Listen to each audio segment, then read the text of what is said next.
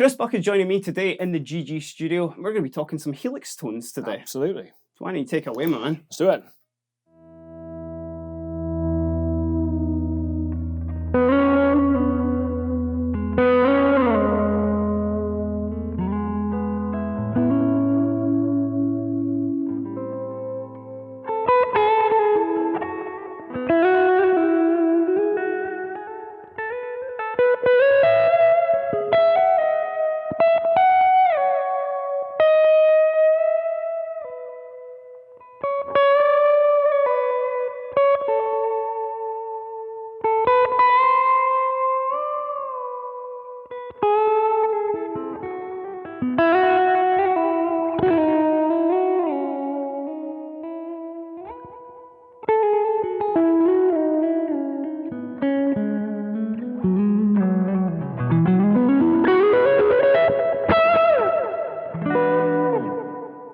Yeah, let's go, man. That sounded so sick. Noodles and E. You can't beat it. But yeah, thanks so much for joining me in the studio today, pleasure, Chris. Man, Chris has travelled up from Newcastle for a nice Friday morning kind of sound session, I guess, in the GG studio. And let me just say thank you for uploading that to the Helix there, because I don't think I'm going to be playing on any other patch for a little while, certainly while I steal your tone, man. But sounds good, man. Yeah, you're just back from a US tour, aren't you, man, with Yeah. Cardinal Black? I mean, a tour in the loosest sense. We did, I think, 4 shows, so it was not a fully fledged tour by any stretch. But a weekender in in the United States. A mad weekend in the US. But no, it was great. We played a festival in Omaha, and then we did 2 headline shows then in Nashville. We did the Basement East in Nashville, which we were lucky enough to sell out. And then we did the Troubadour in Los Angeles as well, which was sold out about a month in advance of the show, which was absolutely wild. As a, kind of big Guns N' Roses fan, kind of the Troubadour, its history and its heritage very much ingrained in my consciousness from a young age. So that was awesome. And it just went really well, So. Which actually just quite interesting. You mentioned the Guns N' Roses thing there as well. We will get into some tones, but this is just something really cool that I saw very recently as well. Just before you come up, you were chatting to somebody and you'd mentioned that I think you got a very high recommendation for your visas, didn't you? For getting over to the US. Yeah. Slash was kind enough to put in a good word. Essentially, the visa application to get into the US to play shows is extensive, to say the least. Extensive and expensive. Yeah, man. Was a line I used before, and you basically asked to provide as much evidence as possible that you are musicians, I guess, ultimately, and that you're a worthwhile addition to the US economy, albeit briefly. So they asked for a letter of recommendation from an expert in the industry, which it turns out I think I went a little bit overboard on. I mean, you really can't get more expert really than that. Well, that was honestly that was my thinking.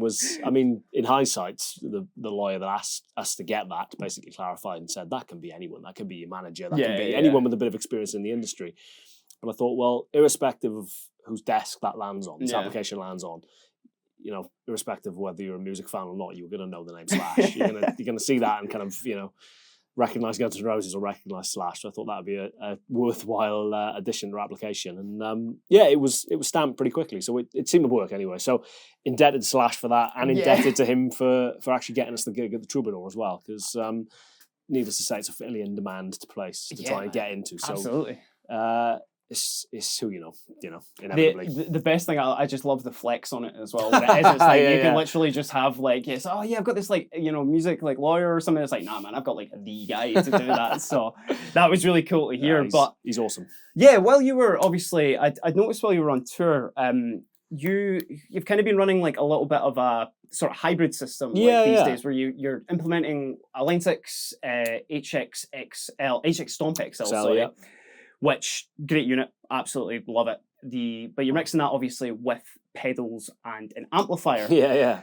Which I think is an absolutely amazing setup as well. And I think I don't want to obviously speak for yourself, but it feels like you're getting everything you need out of that.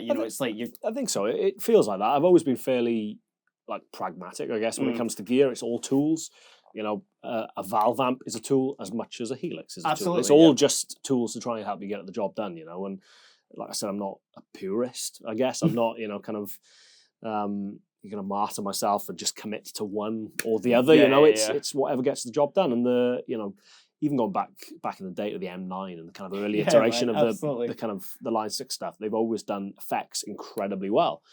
So the HX Stomp was a bit of a no-brainer, as was the HX Stomp XL, which essentially was, I mean, we're looking down at HX Stomp down there, you know, they're amazing. I found it a little bit limited in terms of the amount of effects that like kind of activate at one time and control individually. So the XL was a natural evolution of that. And it really is at the heart of my rig. Any stuff that's, you know, kind of a little bit wacky or weird or interesting, whether that's chorus, whether it's harmonic tremolo, whether it's, you know, certain delays or reverbs even. It's the HX Stomp kind of handling all that. Yeah, man. And obviously in this drum, it's the Helix, you know. So, you know, certain people get very angsty over the fact that I guess that we're kind of like, I'm a relatively traditional musician, I guess, playing a relatively traditional style of music. The band is kind of pretty straight up, kind of rock and roll band, you know, but people see the kind of digital stuff being incorporated into that and kind of, you know, try and throw holy water at you. But it's almost like a level of blasphemy where it's like, you know, it's like, oh, well, you're not using, you know, like a clone into like a range master or something like that. So it's like you'll immediately be shunned out. But it just gets the job done, you know. Especially in that circumstance, you know, with the US, we flew over relatively light in terms of I just took my pedal board and 2 guitars. Obviously, amps, you kind of rented backline and all that kind of stuff. Very fortunate to have a couple of companies help me out in that respect. But again, it's so variable from night to night. A good case in point being, you know, the Nashville show to the Troubadour show. Yes.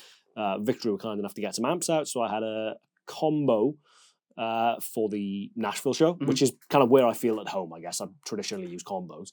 But then for the LA show, it was a head and a cab. And I've not used a closed back cab in eons. And it's such a different sound. It's there's so much more kind of bass frequencies there, you know, and it felt a little bit more kind of aggressive and abrasive and in your face. So, you know, when there are variables like that at play, knowing that at least all of your effects are going to be pretty consistent from night to night, you know, and obviously the HX Stomp is at the heart of that. So it's, that's half the battle. And what's at the heart of today's sort of chat conversation? Good segue. With, I know, you should do this for a living. I know, yeah. I'll look into it in the future. But into today's sort of topic is we've got a full Helix floor in front of us. This is obviously the sort of flagship when it comes to the Helix family. Chris has, as I sort of alluded to right at the start, he's been kind enough to upload a couple of his patches into the Helix here, which is not only fun for me in the future, but what we're going to do today... They'll self-destruct later. Soon enough. Like, it's as soon as I start getting playing on it. But what we're going to do today is Chris is very kind enough he's going to kind of talk us through some of his patches on the Helix here. Now, this is obviously completely digital. It's not the hybrid setup that we were talking about previously. So I guess first and foremost, when did you find yourself like maybe using this patch, or where do you see yourself like using this? Is this more like a kind of convenience sort of thing? Yeah, to be honest, the Helix is invariably for, I'm just trying to think of some examples where I've used it recently. We did a festival in Prague last year or the year before, off the back of a show in Germany, which was kind of the definition of fly dates, I guess. Just very minimal kind of in regard to what you're traveling with. And just obviously they're so ubiquitous these days that you can just spec a Helix, you know, wherever you're going, upload your preset to it, which is usually a couple of frantic moments, you know, behind a loud stage, trying to figure out why your USB is not connected. Why am I not getting into the Wi-Fi here? But you know, it's obviously such a painless process, generally speaking, that it just takes the stress out of it. And you know, the one caveat I would say invariably with Helix, I mean, it's not matters so much in a small studio like this, obviously using monitors.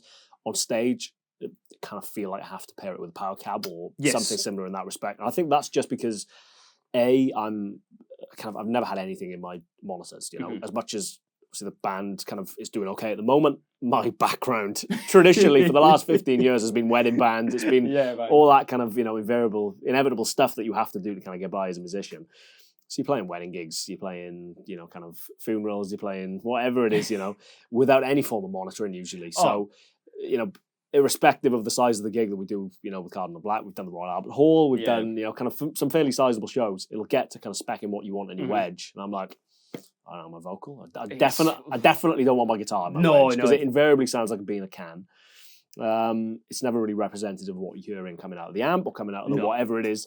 So as long as I can hear myself on stage over the drummer, I can hear the drummer and I can hear myself, that's all I want. I know the songs inside out because I was part of the people who wrote them. So I don't need to hear where we are. I know whether I'm in a verse or a chorus. I don't want to hear the singer. I don't want to hear the keys. I don't want to hear anything else. I don't want to hear the bass. I want to know that I'm in tune and in time. That's kind of me. But consequently, a huge part of that is having a bit of on-stage volume that you feel like you can lean into and try and get feedback if you want. I don't want that to be coming out my monitor. No, it's definitely totally alien. I've done a couple of shows like that. Standing in front of one, shaking your guitar, It's just weird. It's very alien. So, invariably, the sponsored word of the day, invariably. Sam, my bass player, will be watching this, taking a drink every time I say the word invariably. Yeah, everybody who's doing that, play along with Sam as well. Invariably, pair it with a power cab, just for a little bit of on-stage volume. So it's quite an important thing as well. It's like, because obviously, like, I think probably we had a similar experience, and probably quite a few people who are maybe watching this as well, that like most band rehearsals or most experiences where you first get into a band is you're in a room with probably zero monitoring. Everybody's fighting for volume. Everything louder than everything else. And it has no right to be, which when obviously you turn up to a venue and the sound guy inevitably goes, turn that right down, then you get a big shock about it. But I think that's a quite important thing that you hit on. This is just before we obviously jump into tone, is that sort of thing where it's like, if you have your sort of, you're pretty safe with the tone in terms of what you've got, no matter what gear you're using. If you know that you're pretty reliable with that, then it's a case, or that it's going to be reliable for you, then you just kind of need to focus on like playing to the best of your ability. Which people get. It's a frustration of mine, I guess, and we're all guilty of it to a degree. People get so bogged down in the tones and the gear and everything else. It's a conduit at the end of the day. It's guilty over here. It's and myself. Yeah, man. People in glass houses, but it's as tempting as that is. I have to kind of rein myself in on occasion and not try and get option paralysis. I'm not trying to get so bogged down in trying to get the perfect sound. Yeah. That you forget to actually just bloody play guitar, And, absolutely. So I try to be as pragmatic as possible in that respect and just try and keep it to, this is functional. It's a tool. It just does a job. And as long as the job that it's doing makes my life easier, so I can just purely focus on actually playing guitar and actually enjoying the gig, there's nothing worse than doing a show where you're kind of not happy with your sound on stage or something not quite right, because it takes you out of the moment. You're in your head, you're in another world, you're not interacting with the crowd, not interacting with the band, you're not enjoying it as the experience is, which is what it's meant to be about. You're too busy thinking about the hardware rather than the full experience itself. My favourite shows that we've ever done, small or big, have been where I've kind of forgotten about the gear. You're just in a happy place. Everything's working as it should. Everything sounds, kind of as good as it should on the day, and you focus purely on playing and singing and connecting with people. Which that's what it's all about, to be fair. But what it's all about today, there we go. There's a killer segue. Nailing it. Let's kind of run through this signal path here, because what you were telling me before is this is your kind of like sort of all-encompassing. You can kind of get pretty much everything you need out of this. Pretty much. There's a couple of different presets specifically for certain songs. Sure. I've not updated it in a while, actually, so they're very specific to the last record. Yeah. There's going to be a couple of new presets coming pretty soon, I imagine, for the new record. A couple of specific sounds. Yeah, for that new EP that's coming out, or came out, sorry. Yeah, and then new album relatively soon as well. That's a little bit of a kind of prelude or taster, I guess, of the second record, which is soon to come. But it's a bit of this preset in particular, Cardinal Black, as it's called, is as the name implies, a bit of a do-it-all preset for the band. Then with a couple of additional presets for specific songs. But this is essentially a kind of a digital recreation of my rig. Cool. Not necessarily kind of spec for spec in terms of, I wasn't trying to find a super reverb, which is my kind of usual rig at the moment, or trying to find something clean and high headroom. Just trying to find the amp which sounded best in this realm, and it is apparently Cali, Texas, Channel 1, which I guess is a bit of a Mesa Boogie kind of going for that kind of Lone Star sort of. That's Andy Timmons' sort of favourite. Absolutely. When it comes to it, but it's just quite a nice sounding. I mean, it sounded even better when I was in tune. Definitely in tune when I bought it, but just quite a kind of fat sounding clean channel, I guess. A lot of the Fender amps in here, which I guess typically I would gravitate towards in the real world, felt a little bit kind of thin, I guess, or a little bit kind of not really truly representative of what I'm hearing in real life. But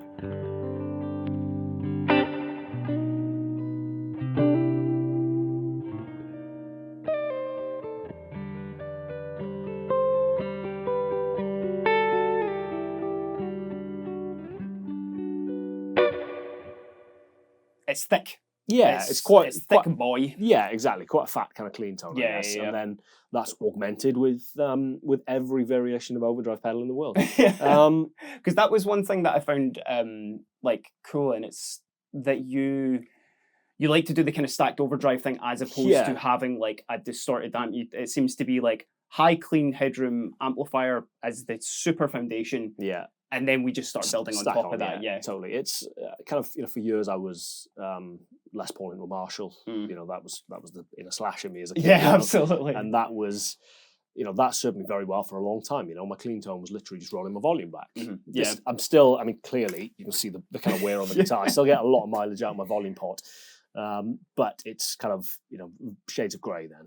The running joke with the band, call my pedal board 50 Shades of Gain. It's there's a lot of different gain options going on, and it's kind of many purpose, I guess, or multifaceted in that respect. In that it varies from venue to venue, or it can vary from night to night. In terms of like tonight, maybe I don't know.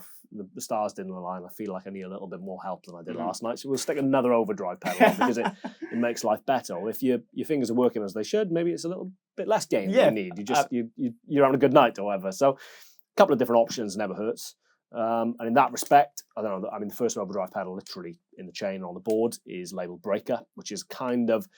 I don't think there actually is a Marshall Blues Breaker-esque style overdrive in the Helix. This is actually the Teema, which is the Timmy. Yes. I guess. Similar kind of purpose at the very least it's kind of serving.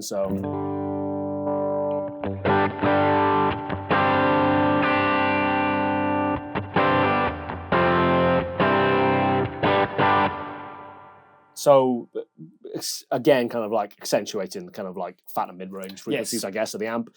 I could probably in this set. I feel like I probably do with a little bit more kind of treble in that, to be honest. But because it was given that like real. Wait until you hear some of the adjectives we'll throw out in this. Obviously, is the it's kind of chewy. Like it's got that sort of like real mixed with that sort of Cali like Lone Star sort of vibe there. Yeah, is you're getting like much sort of fatter out of like especially mixing that obviously with like P90s as well. On the neck. So that's your first stage. What traditionally would you kind of be using that for? That's kind of like the lowest gain overdrive setting, I guess. So maybe, to be honest, very rarely use that in isolation. What that would probably be paired with in all reality is the Klon. Right. Or a Klon style overdrive for, I don't know, kind of like basic.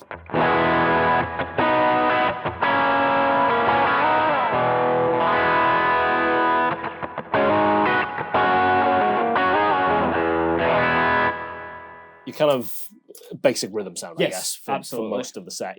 That would then vary whether that was those two stacked together or maybe the King of Tone in isolation.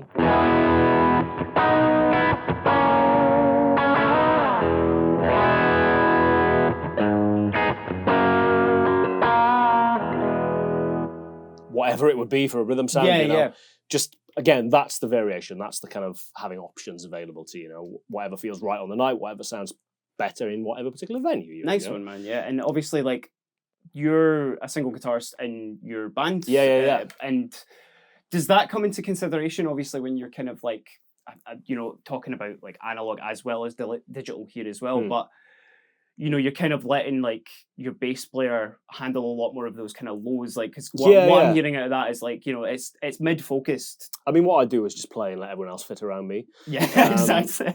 So it should be. The way it should be.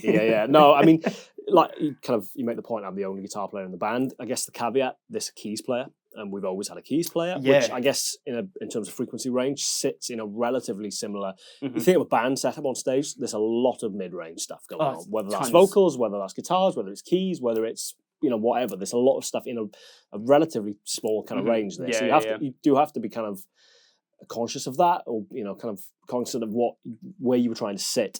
A conscious guitarist, that's a notion in itself. Not something I'm described as very often. Trying to kind of tailor your sound to that is obviously helpful. And just being conscious of what other people are doing. I say that as someone who's just said that I don't want to hear anything else on stage. But it's always. But your place at least. That's the thing, man. I guess the caveat there is that I'm very aware of what they are probably doing because I listen in rehearsal, I listen to the records that we make, and I know that stuff inside out and I know what's happening. It's just when it comes to being on stage, kind of as minimal distractions as possible. Like a couple of the band have actually moved over to using in-ears. Oh, right, okay. And are trying to get as humanly close as possible to listening to a record in their ears. And I'm like, that's great. And I may get to that point at some point. But for the time being, I kind of like being present in the gig, you know, and it being a bit loud and a bit raucous and a bit rock and roll, you know. It's just that's the background I've come from. Yeah. I guess my generation is a bit of an interesting one in terms of kind of foot in both camps. Yes, you know, absolutely. Like whatever I am, millennial, I guess. You know, kind of. I grew up with the kind of, you know, it was a Marshall 4x12 was what I aspired to when I was a kid, and that was kind of the benchmark of tone. Yeah. But then I remember being introduced as a mate I was in uni with, going, "Have you heard of this thing called Guitar Rig?" I was like, "No, what's Guitar Rig?" Excuse He was me? like, "It's a plugin." I'm like, "What's a plugin?" Yeah. So kind of getting to grips with that and kind of understanding that a little bit more and kind of having a foot in both camps. So like all the home recording stuff I did in the early days of me having a YouTube channel was all Guitar Rig or digital, but then kind of like, you know, counteracting that live with a big old rig. But obviously you kind of find yourself in a little bit of a middle ground these days. Yeah, the lines are blurring so much because it's funny, we're chatting even like Line 6 today as well, because I remember like very much the same situation. I think it was like, you know, the first digital amp I ever had was like a Spider 2 or something like that. Of course, go insane setting immediately from it as well. But there was an old Line 6 unit that was like, it was kind of like in the line of the pod, but it was exclusively just for like computer as well. And I just remember that blowing my mind. Because I exactly the same thing. Guitar tone could exist anywhere other than actually coming out of an amp. I was like, it's just mind blowing. Like, what is, you know, just like properly being like confused by it, because it was like, well, no, it's not a 4x12 tab. So why is it coming out of there? Where's the sound coming from? And obviously, we're now into like, this is a full rig, you know, in a box, here, which is awesome, man. Which is, like I said, which is what I've tried to set about doing. It's basically a digital recreation of my rig. So, you know, down to choice of pedals. The one we kind of glossed over then was the fuzz. Which is the facial fuzz, so obviously a bit of a fuzz face kind of vibe. Different, I guess it's a combination of having a relatively fat kind of clean amp and also just the way the pedal is voiced. It's one of the few fuzz pedals I can actually use in isolation, because ordinarily running a fuzz face or something similar into a clean amp is horrendous. You know, it's a bit abrasive and a bit aggressive. You know? But that running into the amp in isolation is.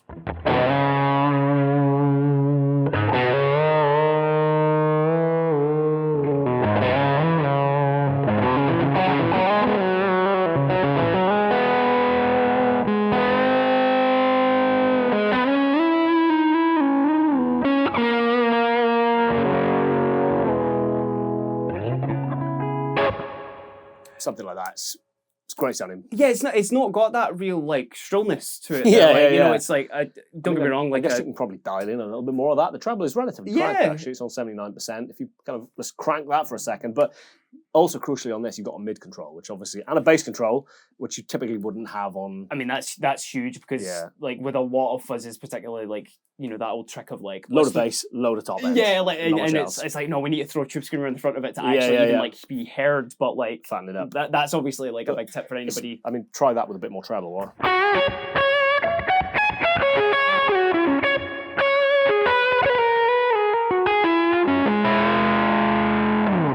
Takes it away from that Eric Johnson thing a little bit, which is super fat mid range, which I guess typically for Eric was a tube screamer into a fuzz face. Just, you know, options. We go Solar Boost, which is the Kinky Boost, which is literally, I guess, you know, kind of EP booster kind of territory of just makes you fattens up the low end a little bit. You've got the brightness off on that as well there, so it is kind of just giving it just a little kind of kick. Right on.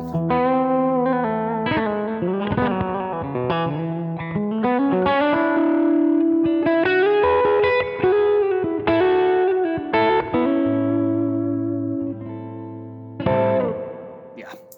Stuff. Gives you options. I think that's the kind of key thing, and you touched on that just a little bit earlier, Chris, as well. That like, just because you do have like this, you know, you spent X amount of time on making a patch, and this could be for anybody as well, that you know, you really dial that in, blah blah blah. You can go to a venue and plug this in and go, no, this is not working. So one thing I tend to find with digital in that respect is that, and again, it's the old adage of the tones that you dial in your living room or in your bedroom, you'll invariably put too much bass in it. Because it sounds great in the moment. It sounds big and fat, and it sounds, you know, kind of round and warm. And then you get to a venue, and you're like, well, you know, there's just too much stuff happening. Just too much information, you know, just mud. So you need more mid-range and you need more top-end than you kind of typically think you were probably going to need.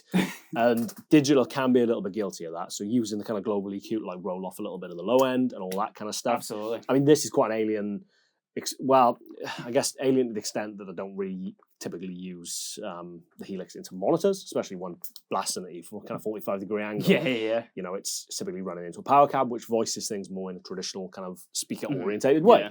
But then, you know, more often than not, when I record in studio, it'll be, you know, probably through an amp, which is in another room, and I'm sat in the control room with the monitors cranked. So it's not that alien, I guess, but it's a little bit more kind of low-end information than I guess typically I would be kind of using. But I guess moving to the top row of effects, then we've got trem, which is the trem on this is actually set for a very specific thing. It's the start of a track will tell me how it feels, like a super choppy kind of like with a bit of delay as well, kind of this sort of.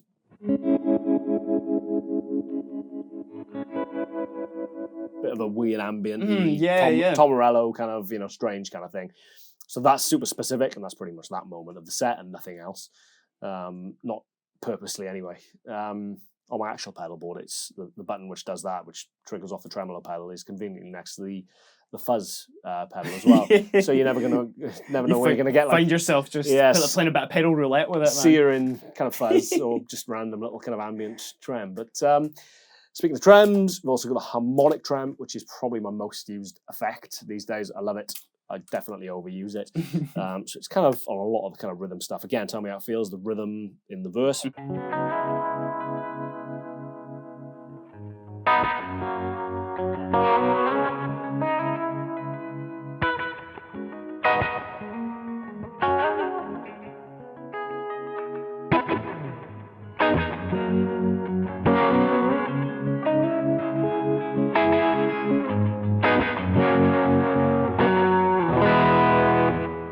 Etc. etc. Harmonic trem, such a great sounding effect. It's kind of somewhere between a univibe and a trem, I guess. It's got like a bit of the amplitude stuff going on, but it's like a modulation kind of thing. It's a cool effect. Because I was going to say, it was definitely exactly like you said there. It's given like kind of more of a rotary sort of like even, you know, a univibe, as you said, as well. That it's almost like a flavor for like the overall tone, as opposed to doing like the volume chopping thing. Like the first one was and like it's an effect on everyone's lips again at the moment with the panaverb. Which that immediately, like I tried that and it was just like, oh, I'm going to need to put a bunch of harmonic trems into all my patches on my Helix stuff. It's such a great, and in fairness, I've got an old 61 Fender Concert, which was one of the kind of series of brown face amps that they used, which had harmonic tremolo in it. And having been using the harmonic tremolo in the HX Stomp and the Helix for a good number of years now, I got the Concert and I thought, right, this is probably going to be night and day because it's a big old 4x10 amp. It's a physical thing. And it sounds pretty much exactly the same. It's probably a little bit more throbby, I guess, maybe on the amp, but like it's such a good recreation of it in the Helix. So yeah, you know, more often than not in certain situations, inevitably old amps come with quirks, you know. So it's like you get the kind of Fender trem tick in, all that kind of stuff. So as much as I go out with the expectation of using the harmonic trem in the Concert, I still find myself using the Helix harmonic trem all the time. So very good recreation of it. Yeah, it fits in with, obviously, like, again, because it's not ducking out too much, it really does just add to kind of the overall sort of sound of it. And I can see why it's probably quite hard to turn off at some points as well. It's technically a modulation, isn't it? And it kind of feels like it fits into that same kind of vein as chorus, where, like you said, it's not an amplitude modulation where, you know, trem can feel a little bit difficult to kind of play with on occasion, because if you hit a note hard when it's on the down, you know, it kind of disappears, etc., etc. Remaining effects, then we've got slapback, which is pretty self-explanatory. That specifically is a tube echo. We've got the solo delay, again, pretty self-explanatory, which is just, you know, whether it's I don't know, just to tell me how I feel solo, for example. So for that, we would have that and that.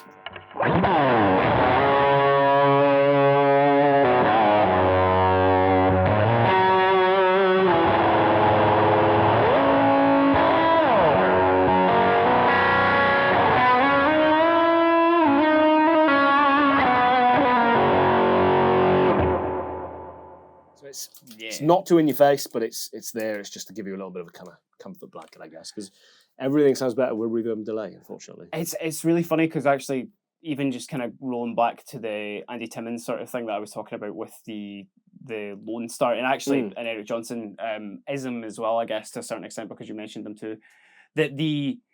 I found myself doing that, especially with the Helix, is that I'll always have probably like a delay or a reverb like always on, always at the end, because it's now this kind of safety blanket, but it's always sitting at that like 10 to 12% mix or something, where it's like it's not the main present thing. It's not in your face, but it's there. It's always there, just as a nice pillow just to fall back on as well. A kind of well-placed delay, especially. I mean, I'm always using reverb. There's always a spring. If we flick across to that for a second, we've got. I'm on the wrong signal path. Go. We have a 63 spring, which is always on. There. Sounds great. Again, a really good emulation of spring reverb. Yeah. Being a bit of a spring reverb junkie that I am. Would you be keeping that on just a little bit on your supers as well? Do you know what? Bizarrely, I bought a super reverb, which, as the name suggests, obviously has reverb. Part of the reason that I got that was for the reverb, and then live, I've ended up using a mixture of reverbs from the HX Stomp and from the UA Golden Reverberator. Bizarrely, channel 1 on the super reverb, for whatever reason, sounds infinitely better than channel 2. Yeah. But obviously channel 1 doesn't have the reverb. Of course, Let's just use channel 1 and use the digital, sacrilegiously, use the digital reverb emulations. But I don't think if you told anybody you were known though. So no. You're getting all the secrets in there. Yeah, but people could claim they know. But like you said, a well-placed kind of delay at the end of the chain can almost give you the sense of, especially if the kind of feedback is set pretty low and the mix is set pretty low, can give you the sense of like playing in a room, because you kind of get in the reflections off the back wall or whatever it is. The old joke of the reverb model on the empty venues you play. So solid delay, and then the last one in the chain is the Echo Rec, which I don't think as of yet the Helix actually does an Echo Rec emulation, but again, it's kind of, this is all modelled on my board, so it's as close as I've been able to get to that. It's transistor tape. It's a little bit of a higher mix, and that's for the kind of more kind of ambient, kind of like so I think something. What should we play? Let's do.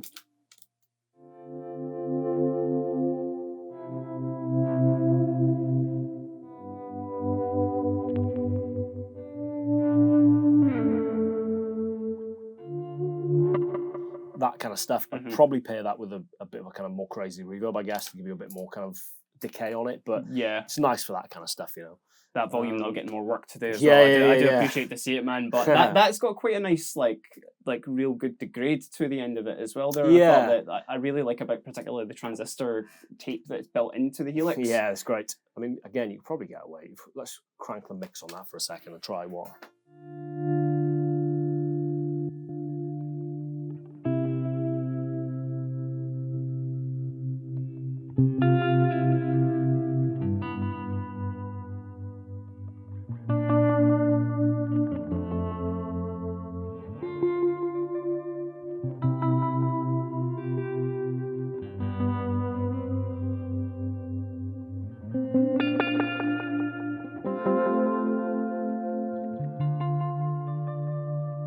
That's just a whole afternoon. It's a bit crazy. It's cool though. It's delay is probably the one effect that I can just get lost in. That and reverbs, you end up down literally down a well sometimes, or down a cave or down a, I don't know. And especially with obviously the transistor, or if you were using say like one of the other reverbs, say like the Glitz or something that's built into it, it's got like the modulation features on it as well. It kind of removes I don't I mean, do tell me if I'm wrong as well, but you don't seem to be like a guy that would kind of go towards like a chorus or something like that. No, bizarrely this actually. What a segue. It's my turn now. You should really try this. Yeah, I know, This a preset on here called Where'd You Go, which, as you're about to hear, that's the only moment of chorus in the set. We were kind of, when we were writing that track, we were kind of shooting for a bit of a kind of Ryan Adamsy kind of thing, I guess. Ryan Adams is kind of more rockier stuff. Paolo Nutini I love as well, and there's a couple of Paolo Nutini tracks on Caustic Love, which have got chorus all over them, and it's an effect that I'd kind of written off in my mind as a little bit of a kind of 80s relic, and then you hear people using it to really good effect, and you're kind of like, oh, maybe I should revisit that. Just kind of brought the chorus back in the fold a little bit, but it's a momentary thing for me. It's pretty much that track in the set is the chorus usage, and that's kind of where that starts and ends. You can see that preset is identical, save for it has a chorus as opposed to the Tell Me How It Feels of course, yeah. So that makes it really handy for you, obviously, for just switching over.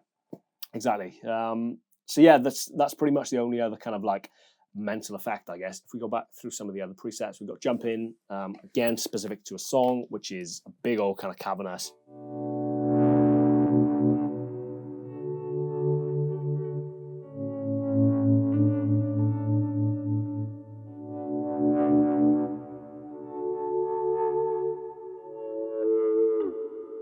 There's that harmonic trend there as well. Yeah, exactly. Getting its money's worth. Chopping away. Hell yeah. A key part of that track is the wah pedal, which I'm not going to attempt to operate with my hand. Hand wah. But yeah, I mean, it's all, as I said, the approach that I've kind of taken with the Helix is it's a kind of digital emulation or digital recreation of my rig.